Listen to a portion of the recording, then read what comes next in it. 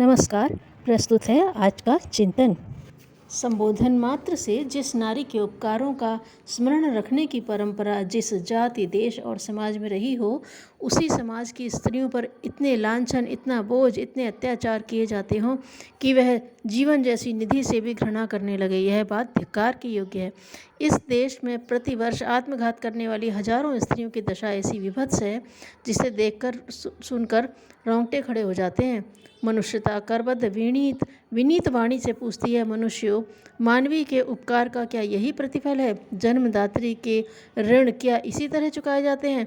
देश गोहत्या के पाप से एक बार को मुक्त हो सकता है, किंतु अपनी कुप्रथाओं, अंध परंपराओं और रूढ़िवादी मान्यताओं के त्रिशूल से आए दिन आत्महत्या कर लेने वाली नारियों के पापों से वह तब तक मुक्त नहीं हो पाएगा जब तक उसे बंधनों से मुक्त कर सम्मानास्पद जीवन प्रदान नहीं किया जाता। इतनी बड़ी संख्या में संवेदनशील नव युवतियों का आत्मघात आत्मावलोकन के लिए विवश करता है। इनके कारणों की जो समीक्षा की गई है वह यह बताती है कि आर्थिक कारणों से हुई आत्महत्याओं की संख्या बहुत कम थी। इन मामलों के लिए अपनी वे अंध परंपराएं उत्तरदायी हैं जो अब कालातीत हो चुकी हैं, पर मान्यताओं के प्रति अंधश्रद्धा के कारण अब तक थोपी हुई हैं। हमारे देश में सामूहिकता और सहजीवन की जहाँ एक और आदर्श प्रणाली चली आ रही है, वहीं सासुओं द्वारा बहुओं पर शासन करने की अंध मान्यता ने भी न जाने कब से स्थान ग्रहण कर लिया है। बहू का यह दमन अधिकांश अशिक्षित संयुक्त परिवारों में होता है, जहाँ बेटी और बहू दो भिन्न सत्ताएं मानी जाती हैं। अपनी संस्कृति में बहू को बेटी से भी बड़ा दर्जा दिया गया है, उसे साम्राज्ञी तक कहकर उसके अधिकार असीमित कर दिए गए हैं। वास्तव में भारतीय समाज के रचनाकार की यह पैनी दृष्टि थी कि कोमल भावनाओं एवं प्यार से लबालब समर्पण की देवी जिन गुणों से संपन्न होगी, उन्हीं का व्यवहार व बर्ताव में भी संचार करेगी। सो था भी ऐसा ही। जब तक यह पद्धति आदर्श रूप में रही, भारतीय परिवार स्वर्ग से बढ़कर रहे। यहाँ जो भी अतिथि आया वह सब कुछ खोकर गया। हमारे परिवार सहयोग, संवेदना, स्नेह और ममत्व के मूर्तिमान आगार रहे हैं, किंतु वहीं अब विद्वेष झलकता है, क्रूरता नग्न नृत्य करती है। अधिकारों की स्पर्धा में बूढ़ों का तो कुछ नहीं बिगड़ता, बेचारी वधुएं आत्मघात का शिकार होती हैं।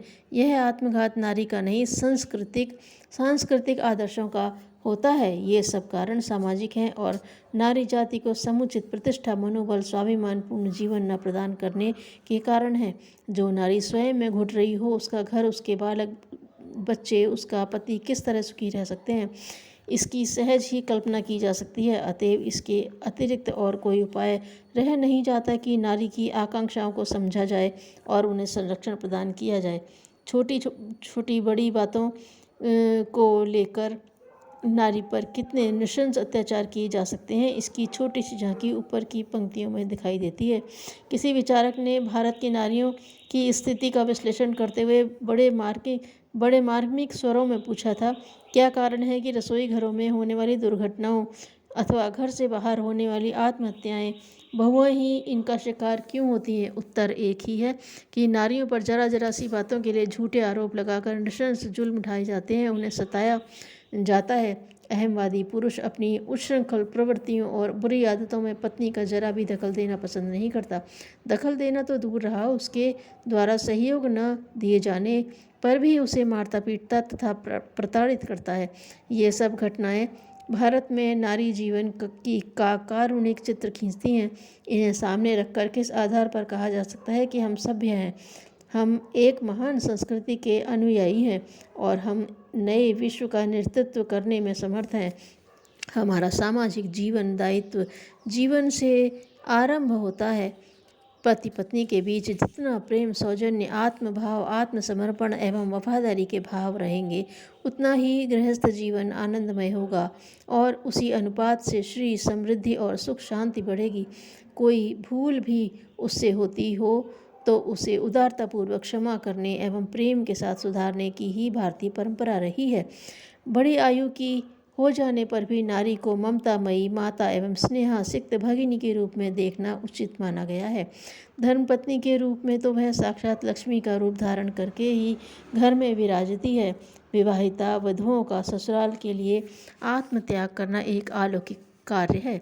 इसका बदला चुकाने के लिए ससुराल वाले उसके प्रति जितनी भी कृतज्ञता प्रकट करें, जितना भी सम्मान एवं स्नेह प्रदान करें, उतना ही कम है। आज वह सौजन्य जहाँ तहाँ ही देखने को मिलता है। बहू के आत्मसमर्पण, सेवा, उदारता एवं कोमल भावनाओं का पहाड़ न देखकर लोग उसकी छोटी छोटी भूलों को ही बढ़ा चढ़ा कर देखने लगते हैं और उसे तुच्छ पशु से भी अधिक तिरस्कृत करते हैं। कई बार उसका खून पीने तक में नहीं हिचकते। ऐसी नृशंसता भरे समाचार आए दिन अखबारों में छपते रहते हैं।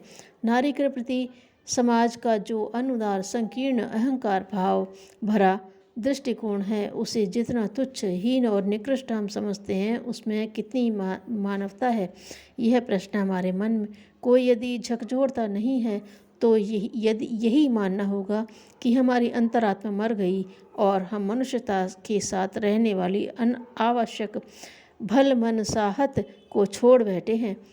नारी ने पति के आगे आत्मसमर्पण का जो अनुपम आदर्श रखा है, उसका यह अर्थ नहीं होना चाहिए कि उसका मूल्य कुछ भी न समझा जाए, उसे मनमाने ढंग से सताया जाए और इतना बंधन में बांधा जाए कि वह हिलडुल ही न सके। पराधीनताओं के बंधन सब दिशाओं में टूट रहे हैं। नारी की आत्मा भी पूछती है कि उसे मानवोचित सम्मान और स्वातंत्र्य कब मिलेगा। स्वतंत्र नागरिक के अधिकारों से कब तक उसे वंचित रहना पड़ेगा। कब उसे वह अवसर प्राप्त होगा कि पिंजड़े में बंद पक्षी एवं खूंटे से बंधे पशु से उसे कुछ अधिक समझा जाए, वह केवल उपभोग की वस्तु न समझी जाए, वरन उसे उन्नति एवं प्रगति का भी अवसर मिले। इस स्थिति को लाने के लिए हमें अपने सड़े गले, क्रूर एवं रूढ़िवादी विचार बदलने पड़ेंगे और वह नैतिक दृष्टि अपनानी होगी जिसके आधार पर पति पत्नी एक दूसरे के प्रति प्रेम, विश्वास, आदर, त्याग, सेवा, क्षमा, उदारता एवं समानता का व्यवहार करते हुए सच्चे दाम्पत्य जीवन की सुदृढ़ आधारशिला रख सके। जिस अविकसित स्थिति में नारी आज पड़ी है, उससे सुधार आरंभ कर दिया जाए तो वह थोड़े दिनों में कुछ न कुछ बन सकती है। यदि वह कैदी की तरह बंद रहने और महत्वपूर्ण कार्यों से वंचित रहने के लिए विवश है तो उनसे कुछ आशा नहीं की जा सकती। पर यदि उन्हें अवसर मिले तो पुरुषों की भांति अगणित नारियां भी ऐसी निकलेंगी जो अपनी स्वाभाविक प्रतिभा से संसार को आश्चर्यचकित कर दें। संसार के जिन देशों ने नारी उत्थान के द्वार खोले, उन्हें पुरुषों के समान ही शिक्षा, दीक्षा एवं मनुष्य के समान स्वाभाविक अधिकारों को प्राप्त करने का अवसर दिया, उन्होंने इस बुद्धिमत्ता का परिचय देकर कुछ खोया नहीं वरन पाया ही है। अब समय आ गया है कि हम अपनी उस भूल को स्वीकार करें, सुधारें, नारी के विकास की आवश्यकता को अनुभव करें और इसके लिए सच्चे मन से प्रयत्नशील बने। धन्यवाद।